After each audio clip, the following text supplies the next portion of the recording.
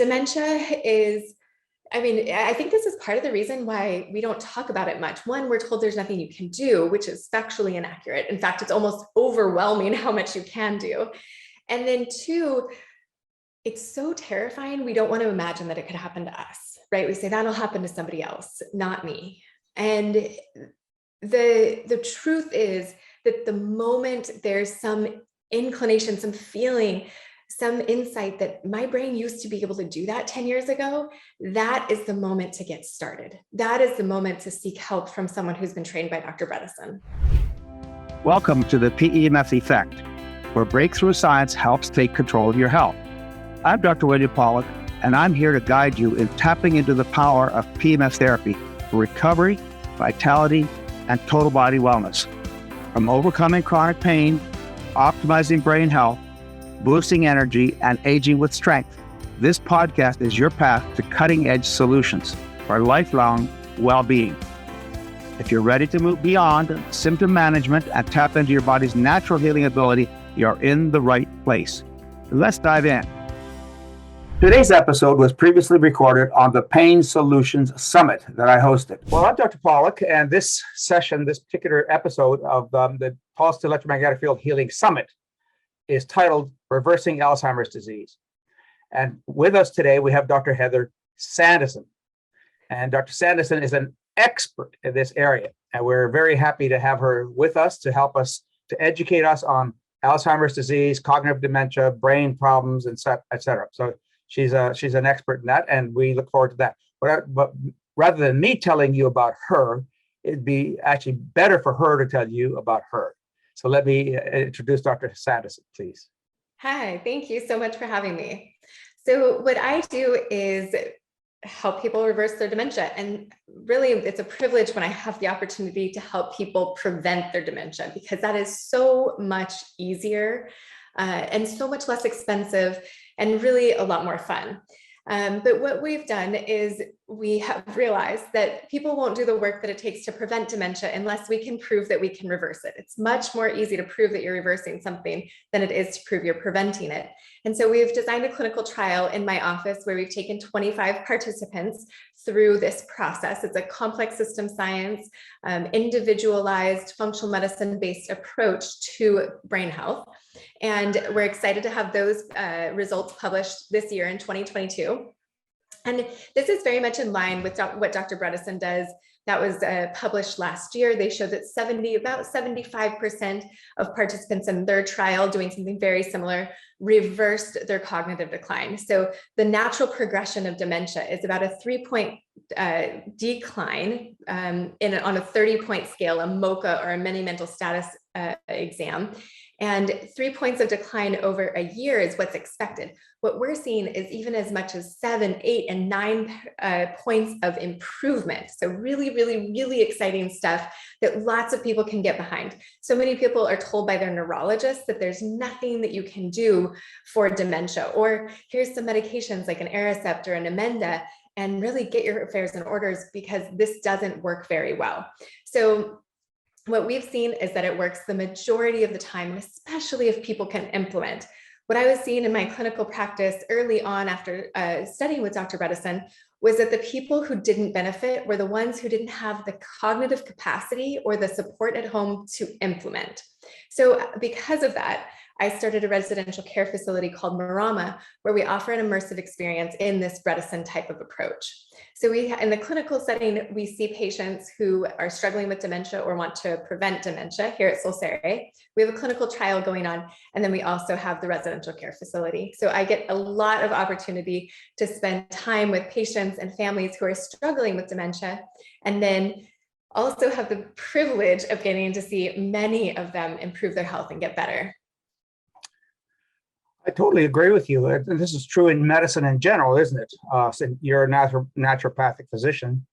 So what we recognize is that the longer you wait, the greater the pathology, the deeper the damage, the harder it is to climb back out of that hole, right? So the earlier you can start, the better.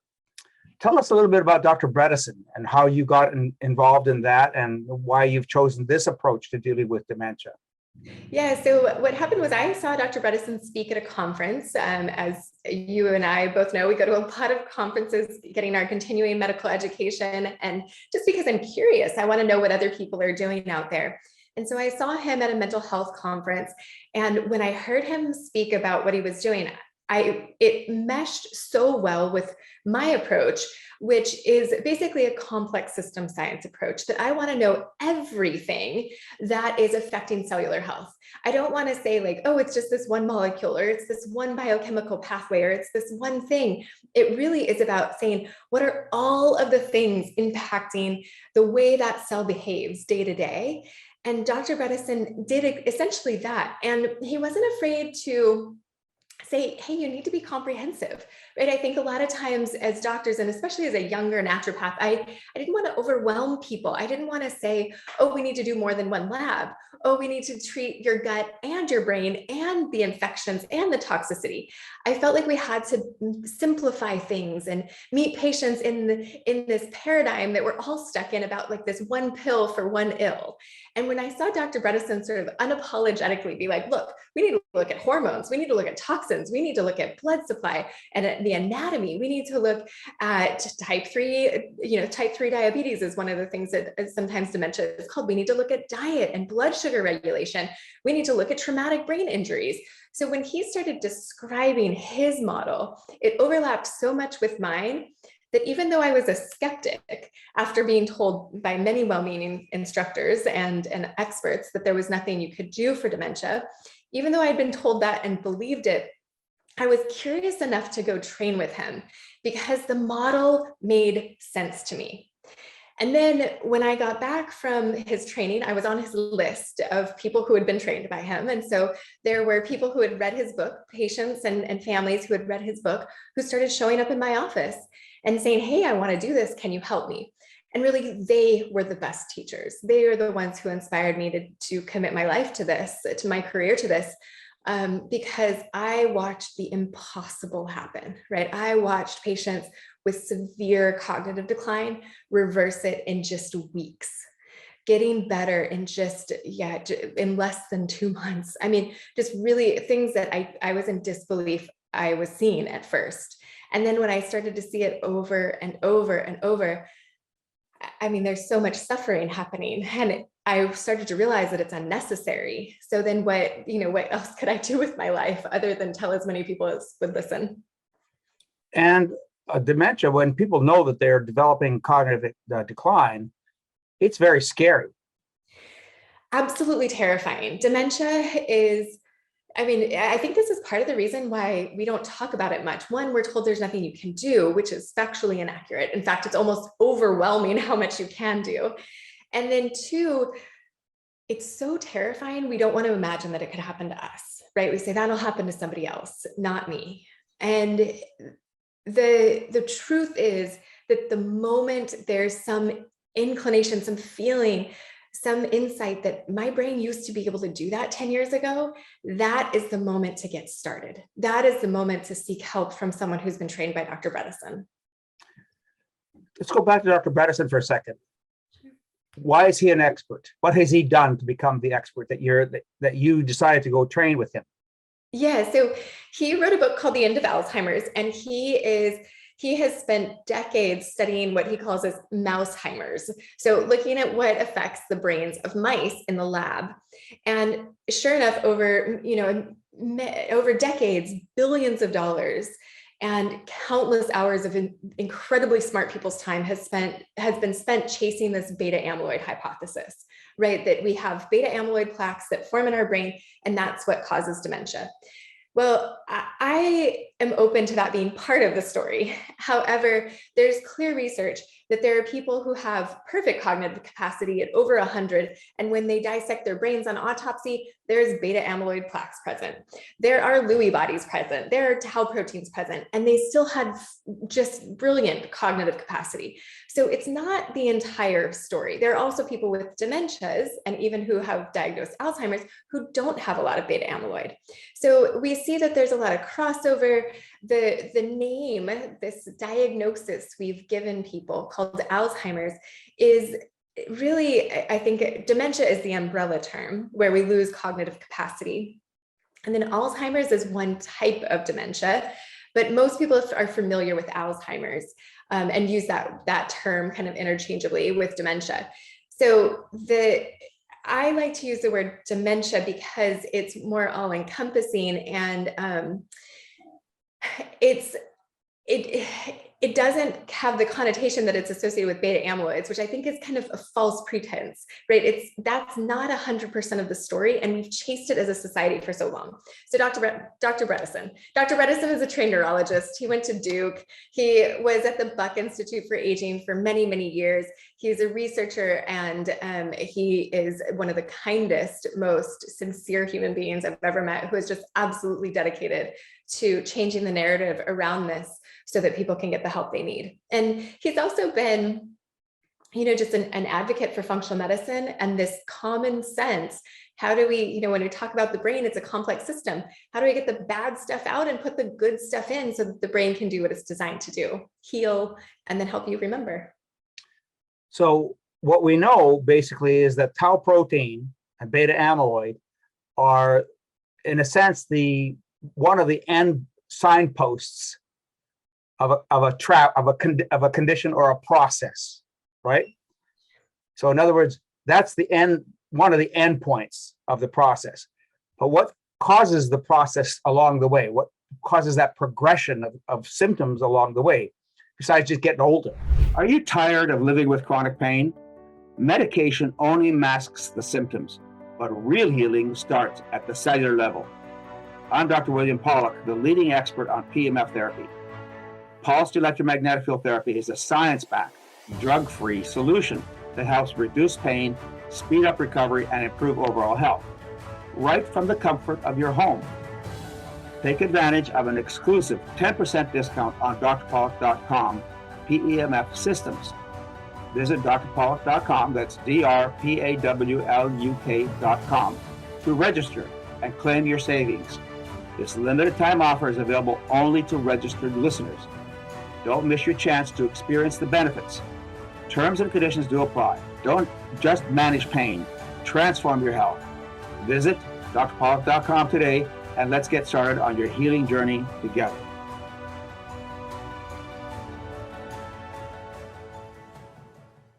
Yeah, well, that's one of the things to keep in mind here, is that there are a lot of the medications, the drugs that have been formulated, like I said, we spent billions of dollars and decades of smart people's time chasing this beta amyloid hypothesis.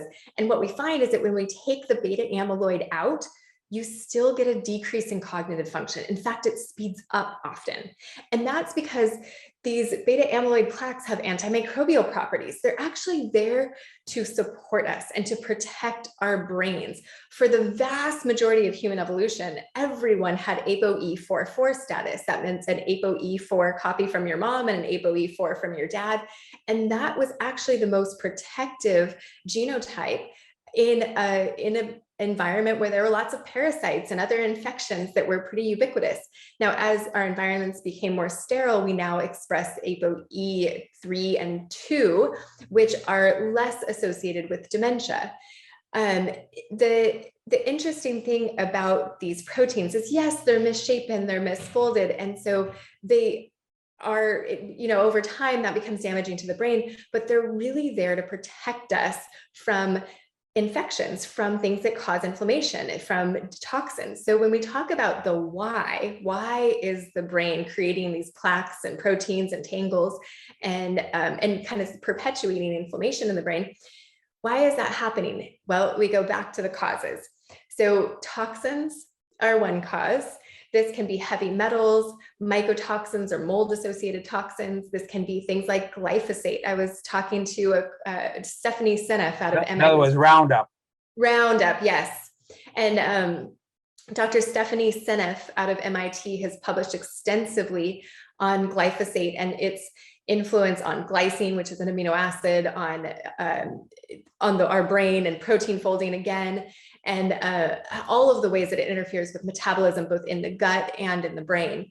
So chemical toxins like phthalates and PCBs and petrochemicals and perchlorates and all of these nasty things in our environment that are small enough to be absorbed through the skin or come in through food or even be inhaled, they can start to accumulate in our system. And get through the blood-brain barrier. Yeah, especially when there's a leaky blood-brain barrier, right? Because of stress and toxins and infections and all the other things. So yes, that is a piece of this. So toxins, nutrients, we need enough nutrients, but not too much, right? We all know that too little vitamin C can cause scurvy and too much sugar can cause diabetes. But there are even times when we need a bit more vitamin B12 because of the way our genetics process things, or we need a bit more zinc, or we need a bit more glutathione. There's some nutrient that we can optimize so that we can get optimal cell function. Again, this idea that when we take a cell, what's going to make it work best, work optimally, not get in the way, like the toxins, so get those out of the way, and then put nutrients in so that the cell has all of the building blocks it needs to make proteins, to synthesize whatever function it has in the brain, to fire off those neurons so that they can transmit information and you can collect memories. So toxins, nutrients, stress. Again, it's all about balance. Too much is a problem, too little is a problem, in the wrong place is a problem, at the wrong time is a problem. You have probably had this experience, if you're anything like me, of too much cortisol at night. This will keep you from sleeping. Not having enough cortisol in the morning makes it really challenging to get out of bed. So stress, one of the stress hormones is cortisol. You don't want too much of that at the wrong time. We don't want too little of our hormones like estrogen, progesterone, testosterone. These send signals to our brain to create new neural pathways. They're signals of growth, of youth. And so if we have too much stress, that can reduce our sex hormones. And then in doing so, reduce our ability to think clearly. Many women who have been through menopause know exactly what this feels like. When the brain isn't getting estrogen, you can't think straight. Also with stress, this is the reason torture doesn't work particularly well. It's very hard to remember when we are under stress, right? We're worried for our lives, we're scared. And even if it's rational, whether it's rational or not, that fear, that stress will keep our brain from making memories. And so balancing stressors where we're getting enough exercise, right? That's a form of stress. Even the ketogenic diet, which I'll talk more about, is a form of stress. This is the idea of hormesis, where we're getting enough stress that the system has more ability to respond to the environment. We're more flexible, more able to absorb changes in the environment or adapt. This is adaptability. So we want enough stress that we have more adaptability, but not so much stress that we decompensate, right? So finding that middle ground, and things like meditation, extremely helpful. My bias is that everyone should be in therapy as long as you find it helpful. Everyone should meditate. And then getting enough sleep, right? Not stressing those foundational pieces, getting good high quality nutrients so that we're not on these blood sugar swings. That can be very stressful. Finding ways to optimize exercise. Exercise is a good stressor in some ways. It's great stress relief in other ways. So optimizing that exercise routine in your day-to-day life. So toxins, nutrients, stress, structure. Structure is, when it comes to the brain, it's, are we getting enough oxygen to our blood? Are we getting enough oxygen to our brain, blood to our brain? And then are we getting all the trash out, right? Again, that cell, we need to put good stuff in, take bad stuff out. Same thing with the brain. Now, if our head is way forward and we're stretching those arteries or bending those arteries that go through the spine, then we're not going to get optimal blood flow. If we have, if we have pain and our muscles are really, really tense and squeezing on those blood vessels, or if there's inflammation that's preventing us from getting good blood circulation and blood flow through the brain, if we're not getting enough sleep, so we're not getting that lymphatic cleansing at night, then we're not going to get enough flow out and we're going to have toxins accumulate. So that flow in and out of the brain is absolutely critical. Now, the other big piece that comes up here is obstructive sleep apnea. So if we snore at night, if we don't have an open airway at night, if we're mouth breathers instead of nose breathers, this is a huge, huge, huge risk factor when it comes to cognitive decline. So addressing that immediately, really, really important. Toxins, nutrients, stressors, structure, and infections. I always put infections last because my clinical experience is such that if we can balance those first four, you should have a pretty robust immune system. And as long as you don't go to Mexico and drink the water, or you don't, go get bit by a bunch of Lyme infested ticks, then you should be okay and able to kind of get through your cold and flu season and not succumb to crazy infections. Now, there are some caveats here, especially in the case of dementia. We know that P. gingivalis, which can turn into infections in the mouth, can directly impact inflammation in the brain.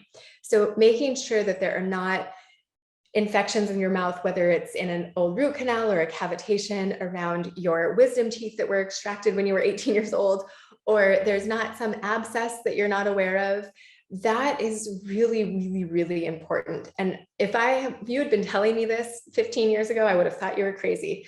But I've seen it now enough times to know clinically that there is a connection between what's going on in the mouth and what's going on in the brain, and really in the immune system in general. You'll hear an adage that health starts in the gut. Well, your gut starts in your mouth. So making sure that oral hygiene is really, really optimized is important. If you see any blood on dental floss or blood in the sink after you brush your teeth, it's time to get to the dentist and up your oral hygiene game. Other infections that directly impact the formation of beta amyloids or have been found on autopsy, basically in the beta amyloid plaques, are herpes viruses, HSV1 and 2, which is your oral genital herpes. People who have those successive outbreaks, they seem to be at higher risk. So this is a place where I think getting treatment is important. I'm a naturopath. I'm not writing prescriptions all day, but this is a place where if there's a risk for dementia and a history of herpes outbreaks, I do suggest aggressive treatment. And then the other one is Lyme and the Lyme co-infections. We know that these can cause a huge amount of neuroinflammation, and that even after Lyme is successfully treated, a Borrelia infection is successfully treated, there can be residual neuroinflammation that sticks around. So this is sort of toxins, nutrients, stressors, structure, infections, and hormones. I would argue that that's a pretty comprehensive start to figuring out where someone stands in terms of their dementia risk. If we can optimize all of those things, then people will have relatively optimal brain function. Let me ask you what you think is the most common infection that people have. The most common infection? I'm curious. Wait, I don't know. EBV. EBV, CMV. So no, EBV, not CMV. EBV. Well, CMV is very common, and the people who get it tend to get it when they're children. But what I do testing, and studies have actually shown this, about 85 to 90% of the population are positive for EBV antibodies. But is that because they've been exposed and they have an infection, they have a previous infection, right? So having antibodies doesn't mean you have a current infection, just means that you've been exposed at some point. No, having antibodies mean you've had a previous exposure. But if you had exposure when you were a college kid and now you're 65 and you still have significant EBV antibodies, then is it still active or not? And EBV has now been found to be actually resident. So once you get it, it's like shingles, chickenpox. You got it forever. And then when you have other problems going on in your body, EBV can reactivate, just like Lyme disease or chlamydia or all kinds of other infections. So EBV is our partner for life for almost all of us. Right. And then it can be this reactivation. And especially if there's excess stress, there's poor nutrients, there's toxic burden. Or COVID. Yep. Then you see these viruses that are pretty ubiquitous get reactivated. So stress tends to reactivate, just like it does with shingles. Shingles doesn't sort of reactivate on its own. Usually there's a major stressor as well. One of the things I want to mention about supplements, and we talk about nutrition, is that it's been said that, but a lot of doctors believe this, they've been taught this, that vitamins just make expensive urine. And I used to tell my patients all the time, I'd rather have expensive urine than cheap urine. And we know that our nutrition is not very good. If you rely on the general nutrition that everybody is typically using or getting, it's depleted, significantly depleted. Not only that, and then it's hyper processed. So actually supplements are a form of toxicity, not supplements, but additives are another ubiquitous form of toxicity. And like say breads from a Subway, or breads from McDonald's, or breads from you name it, that are commercially available, they're loaded with supplements. They're loaded, with additives. And those additives accumulate just like glyphosates accumulate. So now let's talk a little bit about glyphosate. How do we get glyphosate? Your body was designed to heal, but illness, chronic disease, stress, injury, and time can slow that process down. What if you could restore your body's natural ability to recover, recharge, and feel its best? The key to healing is giving your body the energy to repair itself. PEMF therapy does exactly that. Recharging your cells, improving circulation, reducing inflammation, and helping you function at your best. For decades, I've studied this technology, worked with hundreds of medical professionals, and helped thousands of people reduce pain, regain energy, and take control of their health. However, not all PEMF devices are created equal. No one size fits all. We offer personalized consultations so you can find the right device for your needs, backed by real science and trusted results. If you're ready for a real solution, let's talk. Schedule a consultation at drpawluk.com. That's drpawluk.com, because real healing starts at the cellular level. Glyphosate is, again, ubiquitous. You cannot avoid it 100%. The best way to avoid it, to do what you can about what you have control over, is to eat a 100% organic diet. So glyphosate is sprayed on foods, not just, people will spray it in, especially in planned communities, it's on the sidewalk to keep the weeds from growing. It's on watermelon, but then you have these Roundup ready crops, the ones that are sprayed the most, things like wheat and soy and corn. And I think a lot of people don't realize is that Roundup, even though these are Roundup ready crops, Roundup kind of stresses them a little bit. So what they do is right before harvesting, they'll spray a ton of Roundup or this glyphosate over something like wheat. And it makes the wheat bigger. It basically makes it so they can harvest more, because that stressor at the end of the life of this wheat, it forces it to make more of, basically, this is its reproductive capacity, right? So it makes a little bit more, and then they can harvest more, but that means there's tons of glyphosate in the food supply because they've just sprayed it. This isn't to kill weeds. This is to stress the plant a little bit so that it gets the secondary effect of a plumper wheat harvest. And so this makes massive amounts of glyphosate in genetically modified wheat products and corn and soy. So the best way to reduce your burden is to avoid genetically modified Roundup ready crops. And that's, again, wheat, soy, corn. Then knowing your farmer, knowing where things come from, this can be kind of a depressing conversation because there's big systemic issues that, each one of us as an individual doesn't have a huge amount of control over, like the Farm Bill. And there are massive lobbies and so many dollars, it's wild to think about, that are being used to prevent things from changing, right? To support the status quo, which is big ag, monocropping, lots and lots of chemicals. But what we can do is choose to eat organic, support your local farmer, and don't spray it yourself. Don't buy it. Don't spray it in your yard. It is so toxic. One of the ways it's toxic is first in the gut. So it's an antimicrobial agent, right? This is part of why it's toxic. And so it will change your flora, your microbiome in your gut. It also is a chelating agent. So it will rob you of nutrients when it's in your gut. And this is probably part of why we see so much more gluten intolerance, so much more wheat intolerance is not just the gluten or the wheat, it's the pesticides in it, it's the herbicides in it. So, just making conscious decisions about what you're putting into your body every day, I think is step number one. The other thing I tell people is take your shoes off before you go in the house, because we're walking around all day and people spray parking lots and sidewalks. They're sprayed with all kinds of stuff we don't know about, even the petrochemicals, the oil that's leaking, whatever's out there. If you can just leave that stuff outside by taking your shoes off at the door, then you're not tracking it inside, and then you're not barefoot later on and then crawling into bed. And that can really reduce the amount of toxicity in your house. Also opening doors and windows, when it's not wintertime on the East Coast. So we can't avoid these things, right? The problem is you can't avoid it. It's like EMFs. You can't avoid it. It's there. It's everywhere. So if you can't avoid it, all we can really do is to decrease the burden.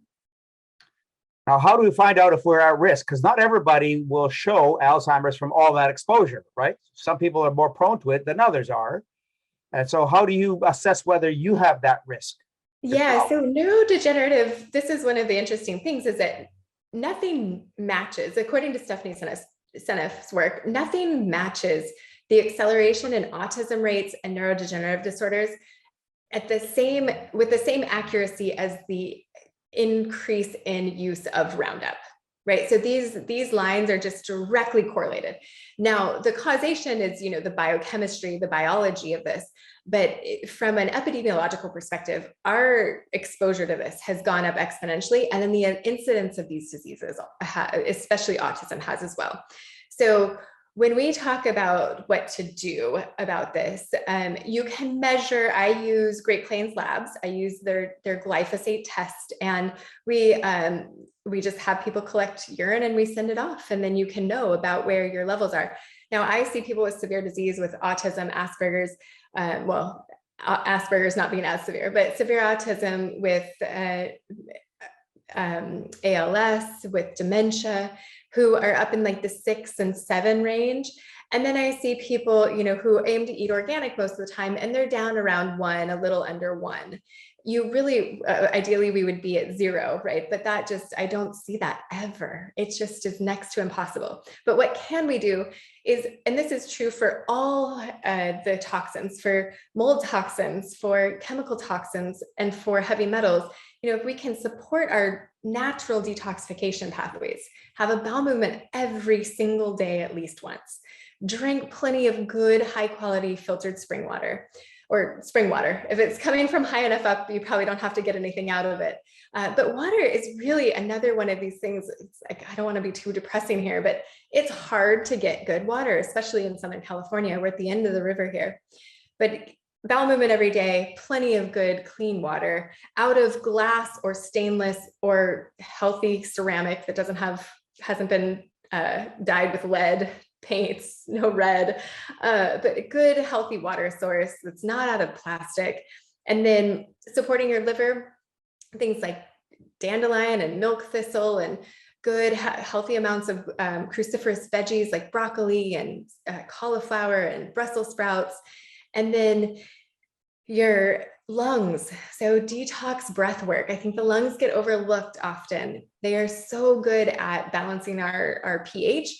But this is why a cop would use a breathalyzer, right? To test to see if you've been drinking, is because we exhale toxins that are metabolized in the body through the lungs. And I've been in breathwork classes, detox breathwork classes, where I thought, like, who's painting? It's 7 p.m. Why is someone outside painting, or are they inside? And it was just people starting to get rid of toxins through the breath work. So highly potent stuff. This is really effective when you use it, to use a detox breathwork practice. And then it also helps with managing stress, which is a nice 2-for-1 there. Then the last organ of elimination, it's kind of, again, a 2-for-1 here, the lymphatics and the skin. So sweating and getting rid of toxins through our sweat, and then guiding them to the liver through the lymphatic system. So things like dry skin brushing, sauna, Exercise helps with this. Castor oil packs to the liver. There's really a long, long list of ways that we can support getting toxins out through the skin and lymph, but sweating is by far one of the best, especially if you can tolerate it. I like a sauna blanket. That's what I have at home. It's really easy. It heats up fast. I sweat quick. It's easy to clean. And then I can fold it up. It's like the shape of a sleeping bag. My head sticks out so I can tolerate it really hot for a little while. And then I can just clean it out, fold it up and put it in a closet. And it doesn't have to take up a bunch of space. It's also quite affordable. So an easy way to have access to a sauna or sweating regularly. Epsom salt baths are another great option. Hot bath, yes. Bikram yoga. Yes, love it. One of the things you didn't mention as a cause is concussion. TBIs, yeah. So structurally, the traumatic brain injuries, absolutely. I'm so glad you brought that up. So structural issues there, yes, can cause all kinds of inflammation and damage, cellular damage. This is something where if we have the opportunity, getting that treated within a couple months, within a couple weeks of the injury happening, we see the best outcomes. But there's so much that we can do for anyone that's had a traumatic brain injury. And even later on, there are functional neurologists who will see people with decades old traumatic brain injuries and get really good results, kind of retraining the brain. This is neuroplasticity, right? That even though there's been some damage, our brains have this phenomenal ability to rewire and create new pathways to make up for whatever was lost. So you can't get smart without exercising your brain, right? You have a natural smartness, but that's only a potential. Then you have to exercise that potential to maximize the function of that brain. So talk about brain exercise. Yeah, without a doubt. Well, so what I tease my patients is that this whole protocol is brain exercise. We love when, the ketogenic diet, nutrients, our brains, many Alzheimer's brains are not very efficient at using glucose or sugar for fuel. And so we ask them to switch the fuel to ketosis, to ketones, which is burning fat for fuel versus sugar for fuel in the brain. And sometimes just switching the fuel makes the brain run much more efficiently. Now, it's a big ask because it means asking people to stop eating sugar. But it's like, I tell them, it's like bicep curls for your brain to figure out how to shop differently, to figure out how to cook differently, to figure out, what's on the yes list, what's on the no list, then to, prick your finger and measure your ketones and figure out what means ketosis and what doesn't. This is a whole new way of living. And just going through that process, reorganizing your life in that way, going through the aisles in the grocery store that you might not have been before, learning to do new things, that is exactly, I think, what you're talking about. Now, you can learn to play the ukulele, or you can learn to speak French or Mandarin, and that would be a way to do it as well. And I encourage my patients to make sure that there's space to do the protocol, right? So if you're stressed about learning Mandarin, then that might take away from improving your diet or getting the exercise. And what we see is that the protocol works when you apply it. And so I don't want to create too many hurdles. But yes, with like, should I do crosswords or Sudoku? If you want to get better at crosswords and Sudoku, but what I want for my patients is that they maintain independence. So doing those things that are a little challenging for you, if it's your taxes or whatever it is that's practical, cooking, new recipes, that is so practical, making sure that you stay nourished and fed, keeping your house organized, right? These things that maybe take a little bit of extra mental energy or effort, lean into them and do them. However, if you keep pouring gasoline on the fire and then you throw water on the fire to put out the fire, but you keep pouring gasoline on it, then there's a problem, right? So doing all the plasticity stuff, doing all the memory enhancement is not very helpful if you continue pouring gasoline on the fire, right? So some things are more critical than others. So if you could prioritize what you should do, if you can only do 5 things, we gave you a list of 10 things you should be doing, or 20. What are the 5 things that you should be doing? Ketogenic diet. If you are postmenopausal or older, hormone replacement, as long as you've discussed it with your doctor and it's safe for you, then I think hormone replacement makes a big difference for a lot of people.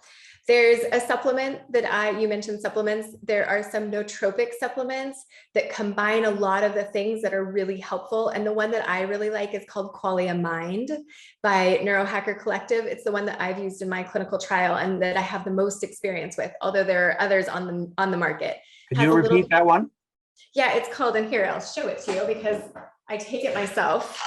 It's called Qualia, Qualia, Qualia Mind. And this is full of phenylalanine and taurine and theanine and bacopa and citicoline and coffee berry, the green coffee berry, whole coffee extract, phosphatidylcholine, this theobromine, so many of the huperzine, the list goes on, ginkgo, of course. So this is in the right doses and proportions. Yes. So these guys are my friends. I make no money if you buy this or not. But people who I trust and respect put a lot of time and effort and really genius into formulating that product.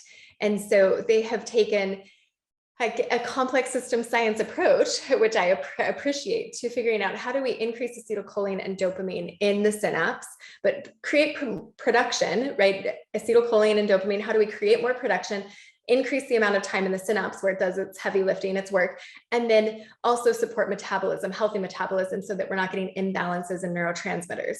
So what they've done is really compiled a lot of research. They didn't just take one research trial, they took a bunch of them and then synthesized a ton of information. And so what I noticed is that people get benefit quickly. And so that particular supplement stands out to me because people come back and say, that was life-changing. I can think again. And that's what's satisfying. That's what I want to see, right? So ketogenic diet, supplement, hormones, exercise. Maybe that should be first, really. A lifetime of exercise, a habit of exercise is critical. And the outcomes are just so different. A lot of this has to do with signaling. What is the signal our brain is getting? Is it getting the signal to grow? Dr. Bredesen has this great analogy. It's, if you call this my brainistan, it's a country.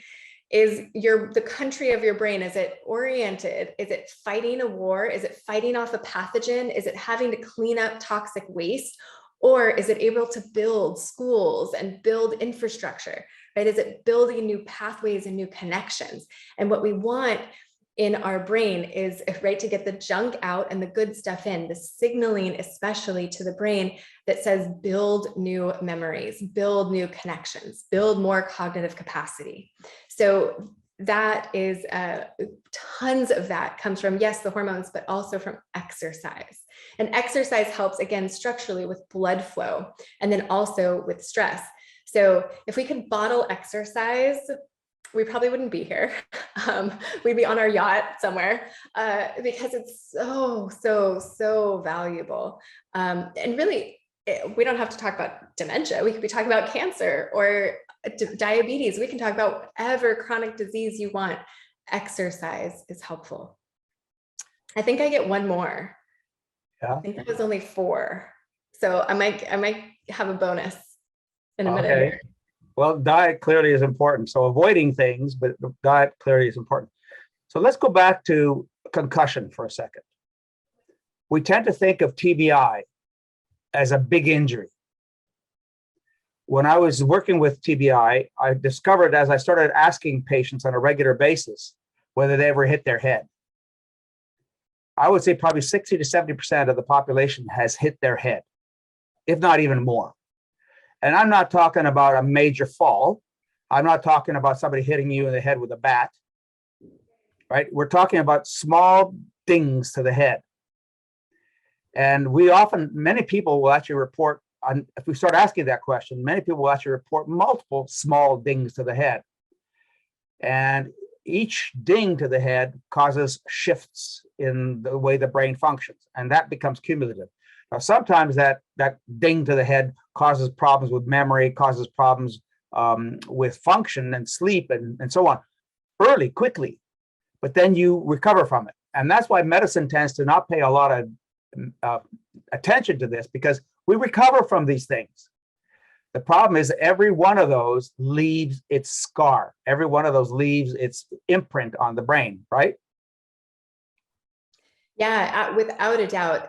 When I have a mom come in who's had a child with a traumatic brain injury, if they're playing football or soccer or something where there seems to be repetitive head injuries, I say, you must stop, please. Like, if you make any other decision, I don't care, but this one, you cannot have repeated head injuries. And we see this is very clear with the football players and CTE. And there's been, there's some politics around it. And so you get different opinions, but it seems very clear that there's a type of dementia, particularly associated with the head injuries football players get in their helmets, that not only has memory loss associated, but personality changes, especially towards violence. And we see this with Lewy body a bit as well, like severe personality changes, hallucinations, and sometimes violence. So, this isn't just about memory loss. When we start talking about traumatic brain injuries, of course, hearing loss, vision changes, there can be pituitary function that changes. Depending on the type of traumatic brain injury, you can get very different outcomes.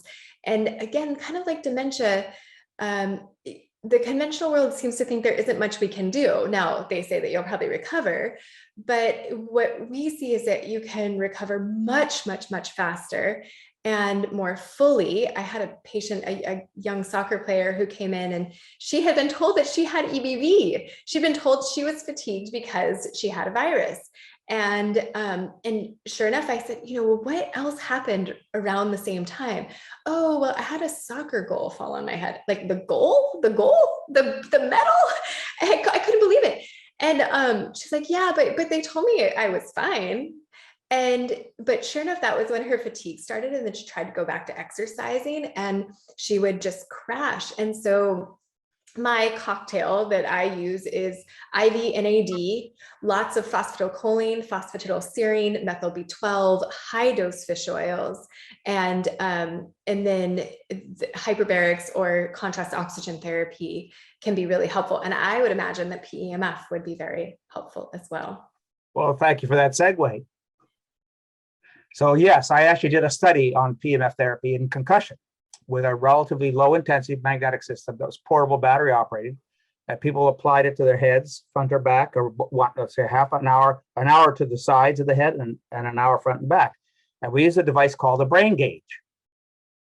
And the brain gauge measures somatosensory function, basically, or sensory cortex function. And you get an objective measure of how the brain is processing sensory information. And that is a good indicator of the degree of damage to the brain. It's objective. So if you want to look it up, it's called brain gauge. So we did that, and we did a scale. We had everybody doing 2 hours a day for 3 months. We had measurements over that whole 3 months. At the end of the 3 months, we had everybody stop the therapy and then remeasured them. So everybody got improvements in brain function, significant, within the first week to 2 weeks. And that's with a low intensity PEMF system. When we stopped it, they regressed. They had like 50% loss of the gain. So my hope was in doing the study that we would actually show physical changes to the brain that would be more or less permanent. The regression indicates that basically what we did is we improved function. Right now, be done a little longer. Well, that's the question: is did it need more time with that level of intensity magnetic field, or did they need more over a longer period of time? So these are open questions. But there's plenty of research now using RTMS, repetitive transcranial magnetic stimulation, so high intensity magnetic field devices. And there's a substantial body of literature that suggests that people get big time benefits from it. And again, that probably has more to do with a bunch of different things that PEMFs do to the brain. Improving circulation, increasing ATP, basically detoxifying the brain, increasing, just basically eliminating or reducing inflammation in the brain, stimulating stem cells in the brain. So recovering all of that kind of functionality, improving sleep, helps with memory, and this plenty of research now that shows that PEMFs actually help Alzheimer's as well, and significantly, so that you could get months worth of benefit from short courses of high intensity magnetic therapy, or better yet, if you own your own system and you can do it at home on a regular basis. Because when you own your own system, it's not only helping your brain, but it's helping the rest of you. Because if you can decrease inflammation throughout the whole body, and we never got into this, but obesity, for example, floods the brain with cytokines, and that leads to brain fog. That leads to memory problems as well. So reducing obesity, reducing weight, is clearly a very important way to address the problem too. So magnetic field therapy can become critical not only to the brain itself, but also to the rest of the body, as I was saying. Yeah. There's lots of ways that magnetic fields help with brain function, including reducing. And what they found is that if you had mild to moderate MCI and you did magnetic field therapy, the people who did magnetic field therapy with MCI and responded didn't go on to develop Alzheimer's. Those who didn't respond to PEMF therapy with MCI, mild cognitive impairment, if they didn't, then they were much more likely to progress to Alzheimer's. But obviously, they didn't do what you do in terms of evaluating them for who responded better and who didn't, because they didn't really look at the person comprehensively. And so you and I, we know that it's multifactorial. We know that it's complex. And PEMF therapy, the value of PEMF therapy is it goes right through the brain, goes through the body completely. It does not stay in the body. And it's not like EMFs, which are hard on the brain as well. So EMFs are cell phones to your head, Wi-Fi, routers, smart meters. All of these things are basically really, really inflammatory, and they cause significant dysfunction. So you never should have a cell phone by your bed. Never. I think what I love so much about PEMF is it sounds like it's the same theory, right? That what can we do to support cellular function? Well, PEMF does that. It gets the stuff out. It helps to optimize all of the organelles, the mitochondria and the ribosomes and everybody in there. It helps them to do their jobs more efficiently and effectively so that you get better function in the organ and then in the body, whether we're talking about the brain or the liver or the kidneys or wherever we are. Well, so it provides the nutrient support because nutrients get absorbed better, right? Then it also provides repair and recovery, and it improves function. So it does all of those things. And that one technology does all of that. And the beauty of PEMFs is it goes right through the brain, goes right through the body. The body does not stop a magnetic field. Now, EMFs, on the other hand, are a whole different ballgame. They get absorbed by the body. They get absorbed by the brain. They've done studies where they showed that people who have a cell phone to their heads for hours at a time, hours throughout the day, are more likely to get brain cancer on that side of the head. So we, again, keep cell phones away as much as possible. And if you need to, use it on speaker, or you have an air tube system, but speaker is probably the easiest thing to do. Not the wireless. What do you think of AirPods? I'm terrified of them. Well, it's better than Bluetooth. Okay. Bluetooth is still wireless. So it's not as bad as a cell phone to your head, but Bluetooth is still wireless. And I see people who have a Bluetooth attached to their ears for hours at a time. Not a good idea. So you use it, you get off, put it, keep it away from your body as far as you reasonably can. And again, by having it by your bedside, there's a syndrome now that's been described in kids where they have their cell phones on next to them in bed all night long. They cannot not receive their text during the night. And they look at their phones in the morning and they look at what they said during the night. And it's gibberish, but they respond to their cell phones, all their messaging. They can't not receive their messages. They have this paranoia about not receiving your messages. So just put them in the kitchen, leave them in the kitchen for the night. Turn it on airplane mode. Or on airplane mode. Good idea. And then buy an alarm clock. Because that's what I hear from everybody. Oh no, I can't leave my phone in another room because then I can't tell what time it is. So you're saying you could just put it on airplane mode all night. Yeah, airplane mode's fine. And then you can use it as your alarm clock. A what? I think then you can use it as your alarm clock. Exactly. Well, my other concern is that it's like the sleep hygiene, right? If you're texting right before you go to bed, or you're reading the news right before you go to bed, or checking your email right before you go to bed, and then it's the first thing you do when you wake up is who texted me, who emailed me back. Right. That doesn't support a healthy brain for other Well, reasons. and they clearly inflame the brain. So think about EMFs. So a cell phone is microwaves. What do you do with a microwave oven? I don't use one. Well, but people who do, what do you do? What do you do with it? You're cooking. So why do you cook? Because the microwaves are so short, the wavelengths are so short, they heat. Water, right? They jiggle the Anything, water molecules. anything. Oh, well, They'll metal. heat anything. And so as a result, you're cooking your brain, you're cooking your body in many How ways. terrifying. And it's not just the one big cook. It's all the little cooking that goes on all day long that basically you're exposed to, whether it's the environment or whether it's your cell phone yourself. And then again, if you have a Wi-Fi system and the routers are broadcasting all night long, people should turn off their router. So anybody with MCI, early on in the process, one of the first things to eliminate is as much Wi-Fi as you can in your environment. We used to, right, have a cell phone. We used to have telephones, right? And you didn't talk to anybody until you used the telephone. And what happened between calls? We got by.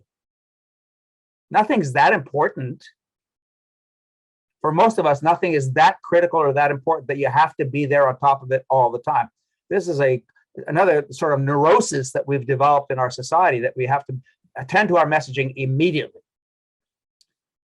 Right? So I think that's a bad one. But PEMFs then are supportive as opposed to EMFs. EMFs are destructive, but PEMFs are constructive. It's good to make that distinction, that they're different.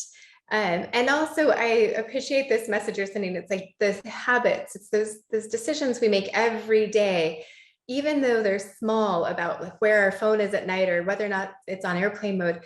Those decisions are really what accumulate over time and determine whether or not we're healthy or not at the end of our lives. And we're adding that stressor on top of all the other stressors that you discussed as well. Right. It's just one more stressor. It's a modern stressor.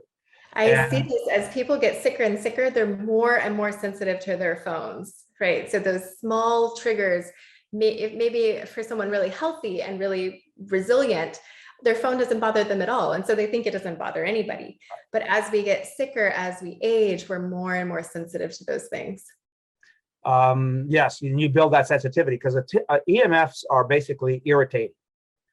Right. They are a stressor. They demand a response by the body. And when the body is already sort of on edge, stressed, as you said, then that's a response that your body can't tolerate. So again, it can put you over the edge, essentially. So if you have an infection, EBV or Lyme or COVID, and then you're recovering from that, you don't need another stressor on top of all of that. And if you haven't recovered completely, which often happens as well, right? Then what you're doing is it's another chronic stressor that you're adding constantly to your system.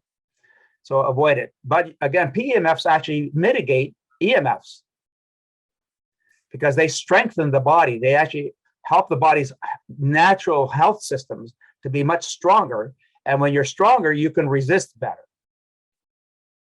So it helps with detoxification, helps with nutrient absorption, and the list is on and on. So if people want to find out more about that, they can go to drpollock.com, or they can read a book called Supercharge Your Health with PEMF Therapy. That's so exciting. Dr. Pollock, thank you for sharing all of that. My pleasure. Likewise. Thanks for the opportunity to share with you as well. Do you have any final comments or final thoughts? No, I think this was a good dive, at least a quick one, into how people can support their brain health through PEMF and some other things that what we're doing in our comprehensive clinic. And I am looking forward to having you on the Reverse Alzheimer's Summit. So that'll be something that's going to air in June as well. Yes, we look forward to that as well. All right, so the key here is that, and one of the things I say about PEMF therapy is you can't build a house without bricks and mortar. You need to put in a comprehensive approach, because if you're trying to stimulate a body to be healthy when you're pouring gasoline on the fire, it's not going to work. It's just not going to work. because PEMFs don't do the job. All they are is a stimulus. They encourage the body to be better. They encourage the body to be healthier.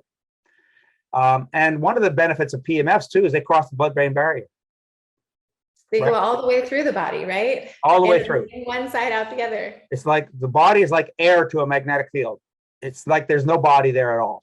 And the key is that PEMFs also don't cause problems, they reveal problems.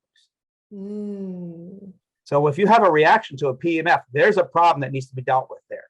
So that's actually, it can be used that way diagnostically as well. It's so interesting. I've had patients, you just made me think, I've had patients tell me they feel better after an MRI. Is that similar to, is that part of what's going on? Well, there's two parts to an MRI. There's a huge static magnetic field. So the static magnetic field, in a sense, by that having the magnitude of that field, just basically stops everything. And so you get a rest, in a sense, from that magnetic field. On the other hand, the other part of the MRI is radio frequency. And radio frequency, like microwave, is extraordinarily agitating to the body. So the one causes you to relax and the other one causes you to be stimulated. So some people will respond either way to an MRI. But magnetic field therapy is not MRI because it's only a very low frequency that's designed for therapeutic purposes, as opposed to EMF, which is very high frequency. Got it. That's really helpful. Thanks. I understand more biochemistry than electrophysiology. Physiology, right? Yeah, electromedicine. Well, and that's also, again, they work together. One controls the other. One controls chemistry. Right. Yeah. Well, I mean, light therapy changes how enzymes function. They're so interrelated. And like, as someone who appreciates complex system science, I want to know about each of these pieces and then put together the optimal plan for a person that's going to get them the best results. Well, we are a light body, right? Yeah. We are an electromagnetic body. We feel that we're tissue, right? We can tug on that tissue. We slap ourselves and then we slap the tissue. But what's tissue? What makes tissue? Molecules, which is one of your major strengths is molecules. But what controls molecules? Physics, electromagnetics.